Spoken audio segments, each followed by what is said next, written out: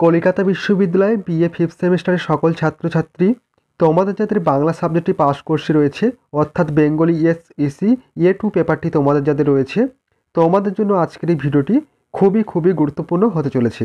কারণ আজকের এই ভিডিওটিতে তোমাদের জন্য বাছাই করা খুবই গুরুত্বপূর্ণ দুটি বড় 5 নম্বরের কোশ্চেনের অ্যান্সার নিয়ে আলোচনা করব। যে কোশ্চেন দুটি তোমাদের এবছর পরীক্ষার খাতায় আসার সম্ভাবনা খুবই রয়েছে, তাই বলবো সম্পূর্ণ ভিডিওটি তোমরা দেখবে এবং অবশ্যই কোশ্চেনের অ্যান্সার দুটি তোমরা খাতায় নোট ডাউন করে নিও এবং ভালোভাবে প্র্যাকটিস করো। কোশ্চেনের অ্যান্সারে যাওয়ার আগে তোমাদের যে বিষয়ে বলার ছিল, তোমরা যদি কেউ তোমাদের এই সাবজেক্টের উপর থেকে স্টাডি মেটেরিয়াল অর্থাৎ PDF নোটস পারচেস করতে চাও, তাহলে অবশ্যই স্ক্রিনে দেওয়া যে হোয়াটসঅ্যাপ নম্বরটি দেখতে পাচ্ছ, এই নম্বরে SMS-এর মাধ্যমে যোগাযোগ করে সম্পূর্ণ PDF নোটটি তোমরা পারচেস করতে পারো। এরপর দেখে নাও তোমাদের সম্পূর্ণ কোশ্চেনের অ্যান্সারটি তোমরা দেখে নাও। দেখো, কোশ্চেনটি ছিল ছন্দজ্যোতি ও অর্থজ্যোতি বলতে কী বোঝো? মোস্ট ইম্পর্টেন্ট একটি 5 নম্বরের কোশ্চেন। উত্তরটি দেখো, উত্তরে বলা হয়েছে প্রথম পয়েন্ট লিখবে ছন্দজ্যোতি।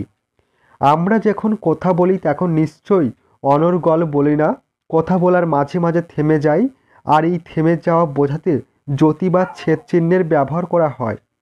কোনো কবিতা পড়ার সময় শ্বাস গ্রহণের সুবিধার জন্য নির্দিষ্ট সময়ে অন্তর অন্তর যে উচ্চারণ বিরতি নেওয়া হয় তাকে ছন্দজ্যোতি বলে। কবিতার ছন্দের আদর্শের প্রতি লক্ষ্য রেখে যেখানে থামতে হয় তার নাম জ্যোতি। জ্যোতি 3 প্রকার, যথা পূর্ণজ্যোতি, 2 মধ্যজ্যোতি এবং 3 লঘু বা হর্ষজ্যোতি।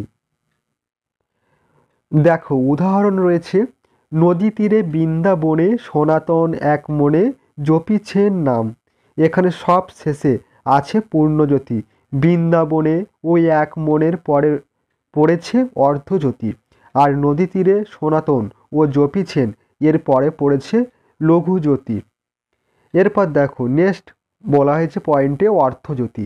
অর্থজ্যোতি বলতে বোঝায় বাক্যের মধ্যে এমন একটি বিরতি যেখানে অর্থের প্রবাহ স্বাভাবিকভাবে থেমে যায় এবং পরবর্তী অংশের সঙ্গে নতুন করে যুক্ত হয়। এই বিরতিটি বাক্যকে অর্থগতভাবে বিভক্ত করে এবং পাঠককে কিছুক্ষণের জন্য ভাবতে, বাড়তি তথ্য গ্রহণ করার সুযোগ দেয়। অর্থজ্যোতি সাধারণত 2 প্রকার, ক হর্ষজ্যোতি, খ পূর্ণজ্যোতি। উদাহরণ রয়েছে দেখো, সঠিক অর্থজ্যোতি, আমি বই পড়ছিলাম হঠাৎ বৃষ্টি হলো। ভুল অর্থজ্যোতি, আমি বই পড়ছিলাম হঠাৎ বৃষ্টি হলো। ব্যাখ্যা, উপরের উদাহরণের সঠিক অর্থজ্যোতি প্রথম অংশে আমি বই পড়ছিলাম, দ্বিতীয় অংশে হঠাৎ বৃষ্টি হলো। দুটি পৃথক ঘটনা, একটির পর একটি ঘটেছে, এবং ভুল অর্থজ্যোতি, হঠাৎ শব্দটি বৃষ্টির সঙ্গে যুক্ত হয়েছে, যা অর্থগতভাবে ভুল। এই ছিল তোমাদের সম্পূর্ণ প্রথম কোশ্চেনটির অ্যান্সার। এরপর দেখে নাও নেক্সট কোশ্চেনটি ছিল। দেখো, নেক্সট কোশ্চেন ছিল বাংলা ছন্দে দল কত রকম, নানা রকম দলের উদাহরণ সহ বুঝিয়ে দাও। মোস্ট ইম্পর্টেন্ট একটি 5 নম্বরের কোশ্চেন। উত্তরটি দেখো, উত্তরে বলা হয়েছে মানুষ তার বাকযন্ত্রের সাহায্যে যতটা পরিমাণ ধ্বনি এক ঝোঁকে বা একক প্রচেষ্টায় উচ্চারণ করতে পারে তাকে দল বলে। উচ্চারণ সাধ্য ক্ষুদ্রতম ধ্বনির নাম অক্ষর বা দল।